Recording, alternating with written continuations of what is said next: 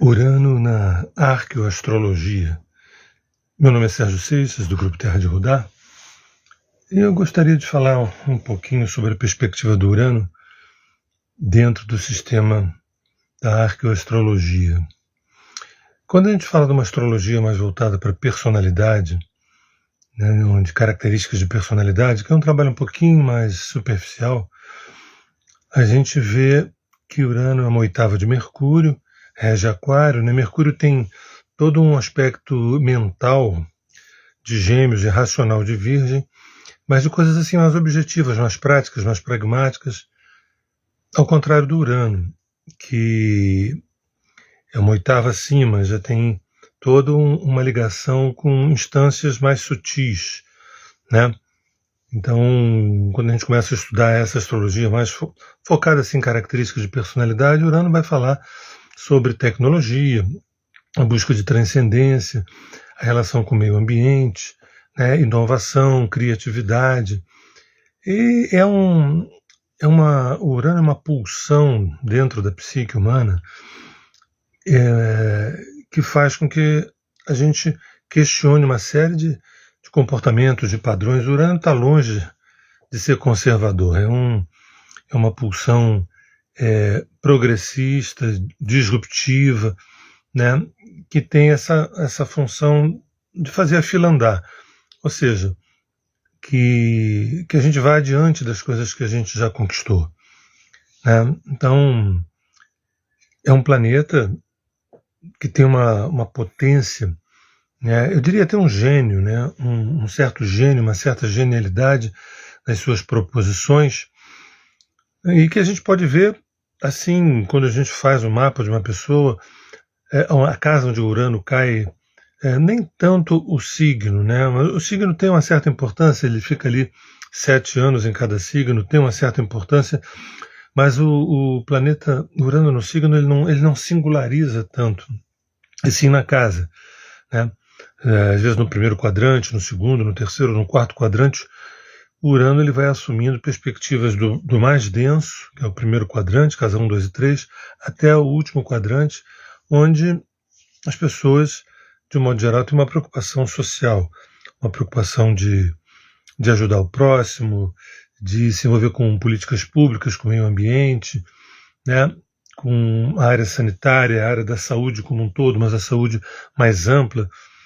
É um planeta social, sociável.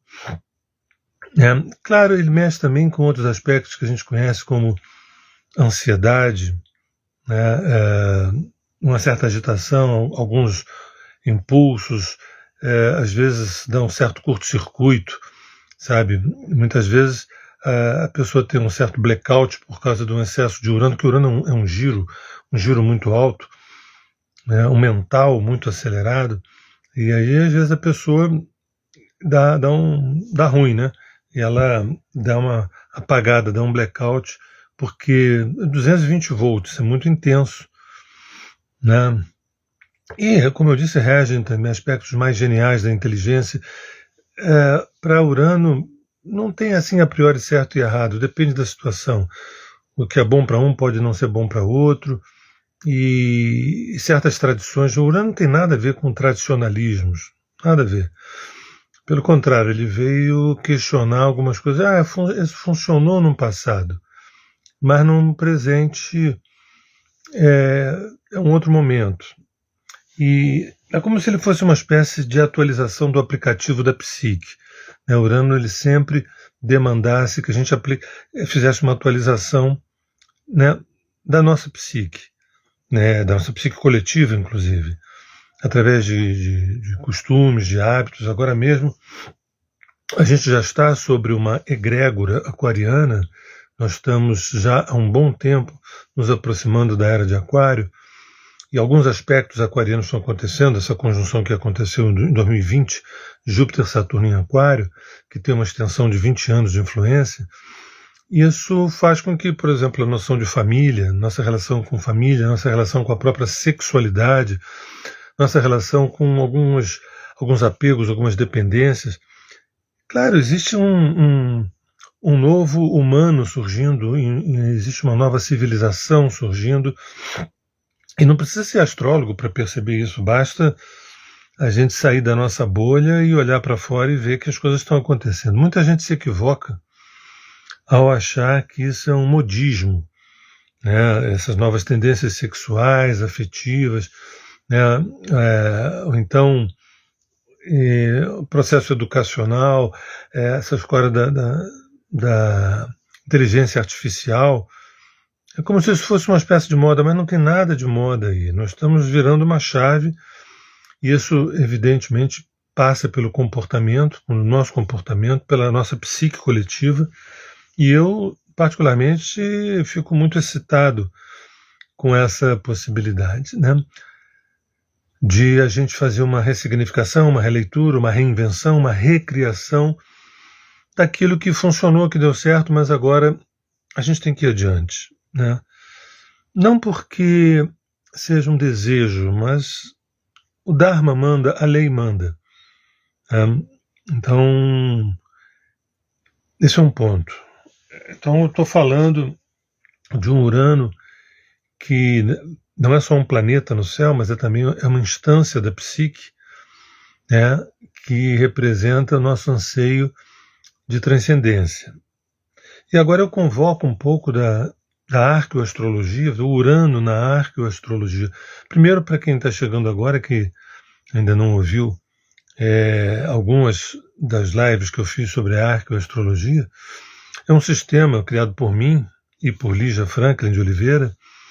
É um sistema de 5 etapas: astrologia natal, astrologia kármica, astrologia dármica, exoastrologia e um instante criador. O instante criador é um conjunto de técnicas como progressão, direção simbólica, trânsitos, revolução solar, para ver que momento é esse que a gente está passando. Nessas 5 etapas, a astrologia natal é quem sou eu, a astrologia kármica, de onde eu estou vindo, a astrologia dármica, para onde eu deveria estar indo, a exoastrologia, que raças estelares possivelmente habitam o nosso DNA anímico, quer dizer, a genética dessa nossa alma, e por fim o instante criador, que momento é esse que a gente está vivendo.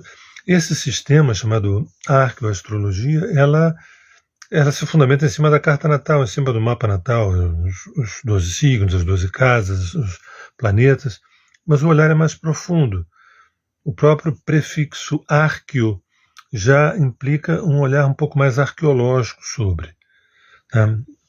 Então, quando eu olho sob essa perspectiva para Urano, né, e aí eu já começo a entrar numa outra seara, que é o seguinte: esse sistema arqueoastrológico, ele tem uma função de provocar o iluminado que há dentro da gente, o Buda, o desperto que há dentro de provocar, de instigar, de inspirar, de referenciar. Na verdade, o surgimento da arqueoastrologia se deveu a uma certa indignação da gente estar nesse nosso muro de lamentações já há 6, 8 mil anos, 10 mil anos.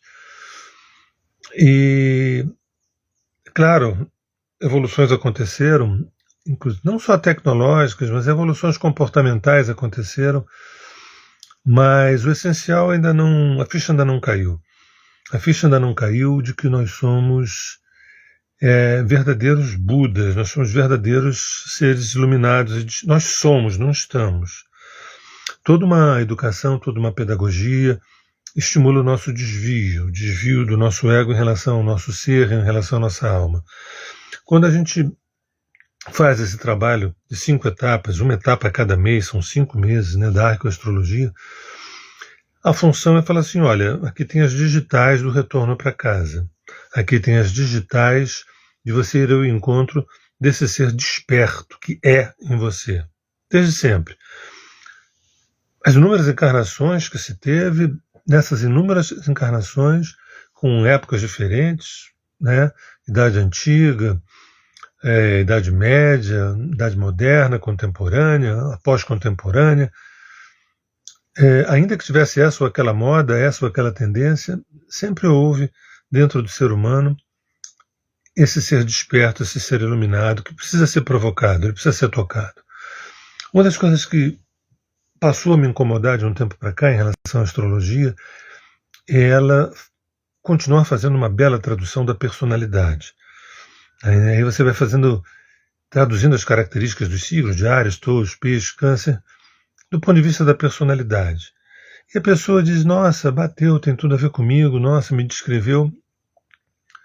Com o passar dos anos, eu estou nessa história desde 1981, com o passar dos anos eu fui querendo mais da astrologia. Claro que eu pensei assim, será que ela dá conta? Será que ela tem estatura? Será que ela tem envergadura? E na medida que eu fui estudando e continuando estudando, eu fui percebendo que era um saco sem fundo. Que na carta natal, essa carta natal que a gente interpreta, esse mapa focado na personalidade, essa mesma carta natal é uma espécie de buraco negro que abre para outras realidades, outras perspectivas, inclusive colocando na nossa frente as digitais do nosso retorno a esse Buda interno, a esse Cristo interno.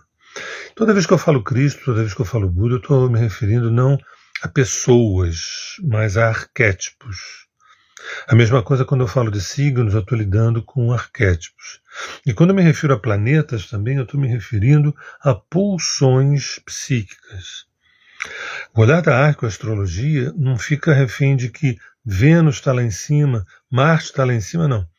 Sol, Lua, Mercúrio, Vênus, Marte, Júpiter, Saturno, Urano, Netuno e Plutão são instâncias da psique humana.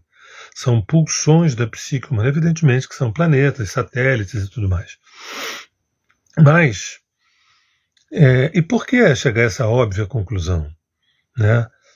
Poxa, você vai dizer assim, eu estudo psicologia esse tempo todo, tenho formação em psicanálise, nunca vi Freud falar que os planetas são pulsões psíquicas, tampouco Lacan, tampouco Jung.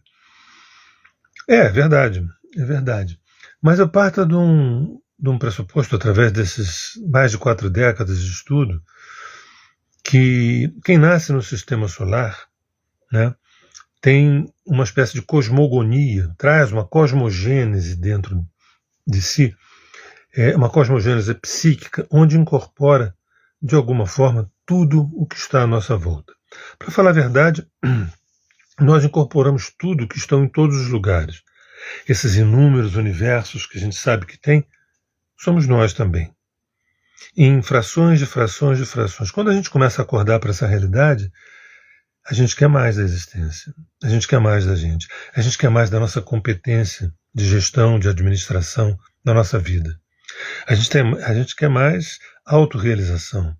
Esse pleno orgasmo existencial, que não passa tão somente por descrever características de signos ou da personalidade. Então, é o pressuposto de que alguém que nasce no planeta Terra, e que o planeta Terra leva 365 dias em torno do Sol, e tem todo um povo do lado, Vênus, Marte, Urano, Netuno, isso tudo é uma espécie de vamos dizer assim, de território, de organismo, de macro-organismo, que está dentro da nossa psique. Né?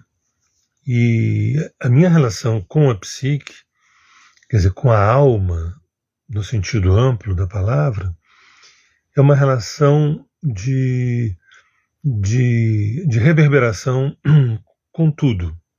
Evidente que a gente não dá conta e nem lembra de tudo isso que está dentro da gente, dessa nossa psique. A gente não tem ego suficiente, a gente não tem um ego que dê conta de gestar aquilo que a gente está trazendo. A nossa alma é muita areia para o caminhão do nosso ego. A nossa alma é muita areia para o caminhão do nosso ego. E o que não significa crescer o ego, não. Significa amadurecer o ego como um gestor que precisa entender do riscado, saber o que ele está gestando, o que ele está administrando.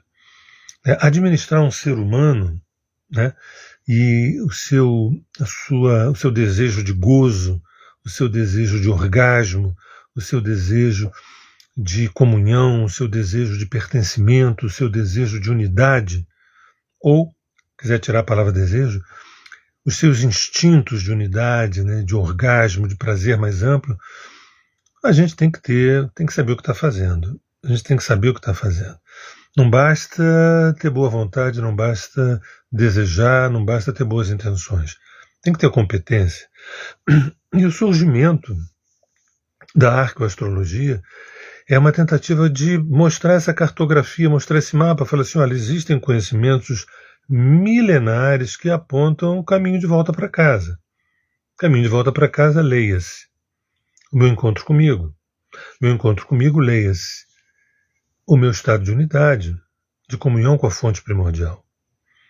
Ou seja, de iluminação, de despertar.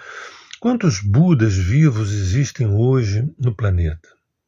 Centenas, milhares, por aí. Quantos Cristos vivos existem hoje no planeta? Centenas, milhares, pois é. E você que está me ouvindo é um deles, assim como eu e todos nós.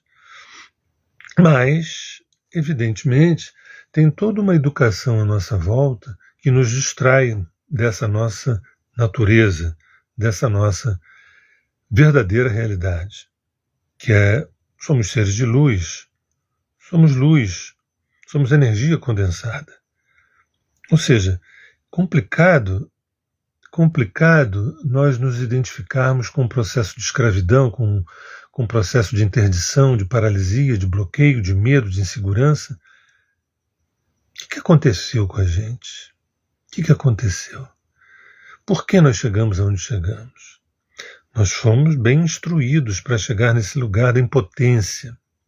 Nós fomos bem educados, bem inspirados para chegarmos nesse lugar do, meu Deus, eu estou com medo. Eu estou com muito medo de quê?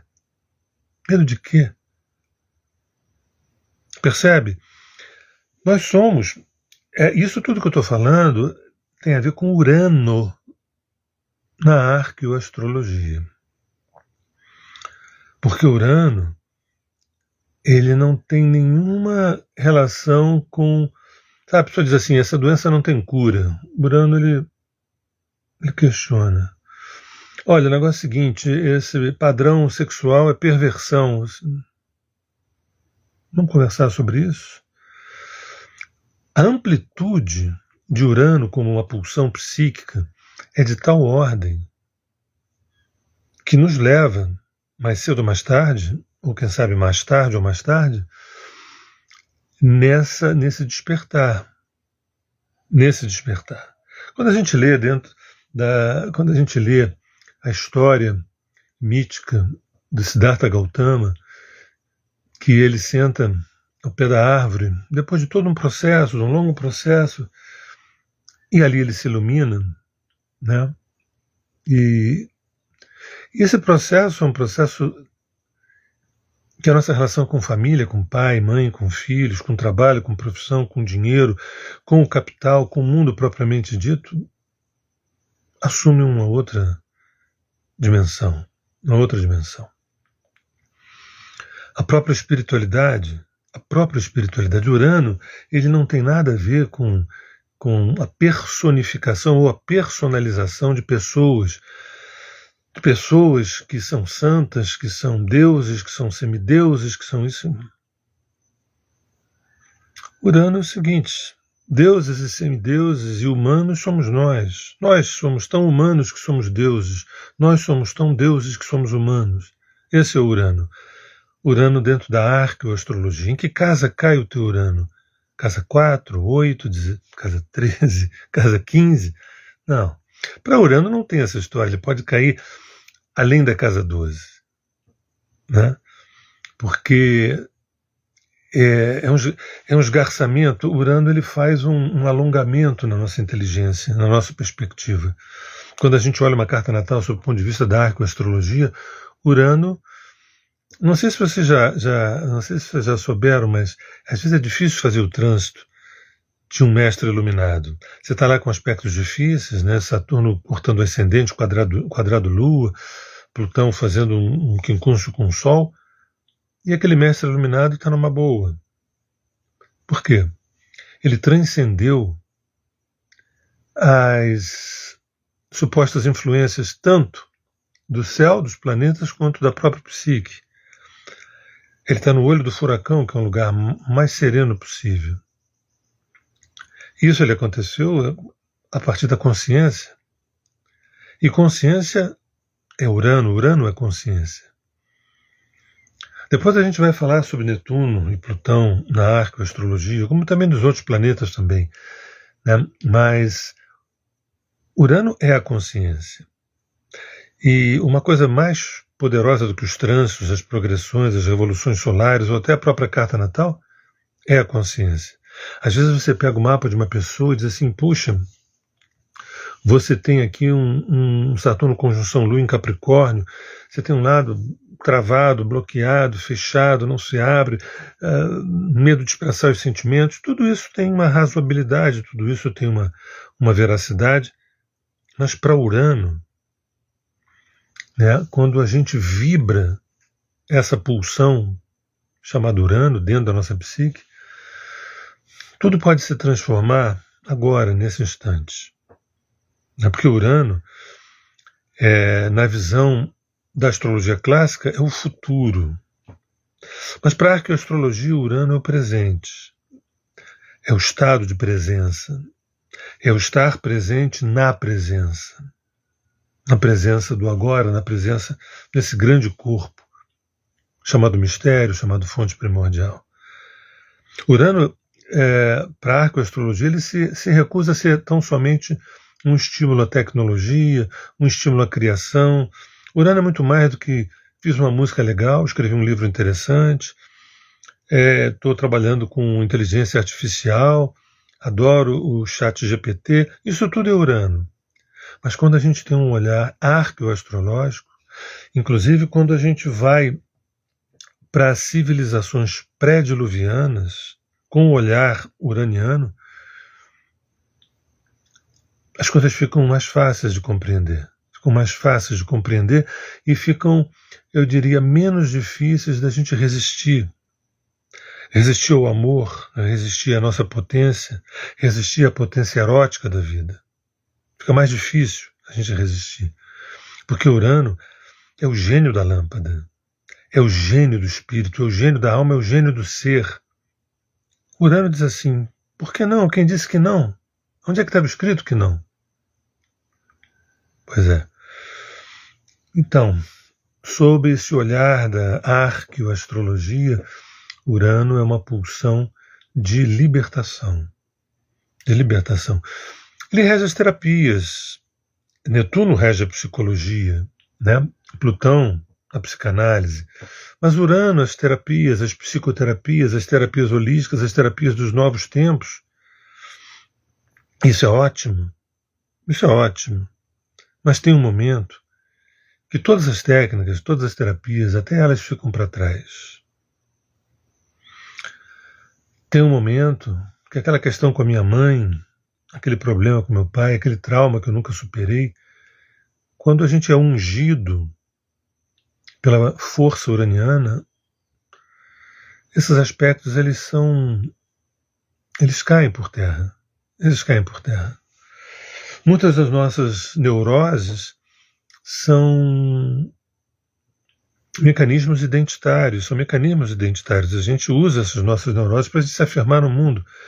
E são neuroses de estimação. Como um poodle, muitas vezes a gente leva a neurose para passear, entendeu? E para Urano não tem esse papo. Não tem esse papo. Urano ele funciona da seguinte maneira, se uma casa está apagada, se uma casa está no escuro há 40 anos, Urano, se ele acha um interruptor, essa casa não precisa de 40 anos para ser acesa, ela é acesa na hora. Tem um mestre indiano que, quando era bem jovem, ele definia iluminação. Iluminação é um acidente. Mas ele dizia assim, você tem que preparar o acidente. Repara que Urano também tem a ver com acidente, especialmente quando quadra com Marte, né? Às vezes é acidente de carro, às vezes é acidente aéreo. São experiências limítrofes, assim, de curto-circuito de centelha, sabe? Aquele choque que a gente recebe. E a iluminação é um susto, ou um surto lúcido, ou um acidente. Mas como diria ele, o mestre indiano, a gente tem que preparar esse acidente, né? E nós temos que ser amigo dos paradoxos. Nós temos que ser amigo dos contrastes. Urano não é Tati Bitati. Isso sempre é bom, isso sempre é ruim, isso não existe. Urano, ele funda os paradoxos, esses contrastes. E as inteligências maiores são amantes dos paradoxos. Então, a iniciação de Urano na arqueoastrologia é um processo de libertação de relações regressivas ou regredidas em relação à família, em relação ao seu núcleo emocional, seu núcleo sexual, às suas inteligências. O ser humano tem uma palheta de inteligências. Não é isso que a gente vê. Não é isso que a gente vê. Mas todo ser humano tem uma palheta enorme. É como se fosse uma civilização soterrada. Você anda naquela terra, você não vê nada. Ou aquilo é um bosque, ou aquilo é um deserto. Mas você começa a escavar e vai aparecendo uma civilização de altíssimo desenvolvimento, de milênios e milênios. Esse é todo e qualquer ser humano. Você anda com ele, parece um deserto. Na melhor das hipóteses, um bosque fecundo. Mas quando entra num processo arqueológico, que começa muitas vezes começa na religião, passa para a espiritualidade, passa para o processo terapêutico, até ir mais adiante, aí você fala, nossa, existem civilizações e mais civilizações dentro de cada ser humano. O que significa isso na prática? Somos muitos. A gente não poderia reclamar de tédio. A gente não deveria reclamar de tédio. Cada ser humano é um acontecimento. Cada ser humano é um evento de altíssima singularidade. Cada ser humano é uma potência erótica de vida. Eu sei que você que está me ouvindo, mas eu estou deprimido, eu estou triste, eu estou devendo ao banco. Essa é a nossa ladainha. Desde quando está assim? 8.000 anos atrás, 6.000 anos, 5.000 anos, 10.000 anos. Do Neolítico para cá, tem alguma coisa errada. A sistematização da arqueoastrologia, com essas 5 etapas, a astrologia natal, a kármica, a dármica, a exoastrologia e um instante criador, é para colocar na frente e falar assim, olha só, o negócio é o seguinte, olhando para você, isto é você e este é teu caminho. Será que eu quero saber disso? Será que eu quero saber disso? Sabe que quando eu comecei com essa jornada toda lá atrás, me impressionava pessoas que se recusavam a fazer terapia porque diziam assim, vai botar em xeque meu casamento, vai questionar minha profissão. Eu pensava assim, escuta, mas só vai botar em xeque o casamento se o casamento merecer ser posto em xeque. Ou você vai questionar a tua profissão se realmente você não tiver nada. Não, mas dá um trabalho mexer com isso tudo. A nossa preguiça, a nossa inércia, né? A nossa capacidade de terceirizar a nossa patologia, a nossa doença, é preocupante. Bem, eu não vou me estender mais, mas eu acho que falei pouco sobre o Urano na arqueoastrologia, mas posso fazer uma síntese, quem sabe numa frase, dizendo que, primeiro, que esse sistema da arqueoastrologia é um sistema de provocar a nossa memória de retorno à nossa casa ou, por outra, ao nosso processo de despertar, esse processo de iluminação. E segundo, que Urano ele tem uma função assim muito intensa, muito forte, por isso ele mexe com a ansiedade, ele mexe com a angústia, ele mexe com o estresse, porque são 220 volts, 330 volts, uma coisa. E Urano na arqueoastrologia significa o próprio despertar, o próprio arreamento do ego né? O próprio arreamento do ego, a submissão desse ego a algo maior que é em nós. Então, quero dizer que quando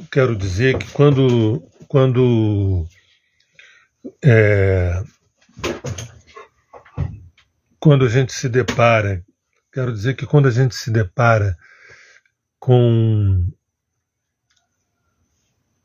os conhecimentos sobre o Urano, a gente tem que fazer uma reavaliação da nossa vida, ou às vezes da nossa vidinha, ou às vezes da nossa vidinha chinfrim, com certos medos infantis, medos prosaicos, inseguranças desnecessárias. Um homem e uma mulher é muita coisa. Um homem e uma mulher é muita coisa.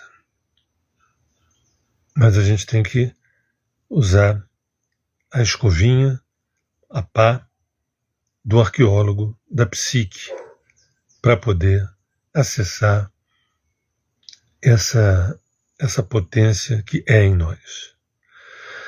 Gente, é isso. Meu nome é Sérgio Seixas, do Grupo Terra de Rudá. Hoje eu falei um pouco, porque das duas uma, pode-se falar muito mais sobre Urano na arqueoastrologia, ou não precisa falar nada, porque Urano, na verdade, é a experiência radical da presença do agora, da nudez, né, do despir-se, do ser essencial. É isso. Obrigado pela presença de vocês aí. E se vocês puderem dar uma olhada depois com calma, onde que está Urano na carta natal de vocês, em que casa se encontra, em que signo se encontra, que aspectos fazem. Mas o olhar da arqueoastrologia vai na direção desse Buda que é em cada um de nós, e não tão somente em características, né, uranianas, de tecnologia, que é tudo legal, é tudo importante, é tudo necessário, mas isso é uma instância. A arqueo vai além disso. Beijo no coração. Meu nome é Sérgio Seixas, do Grupo Terra de Rudá. Agradeço a presença de vocês todos aqui. Vamos em frente.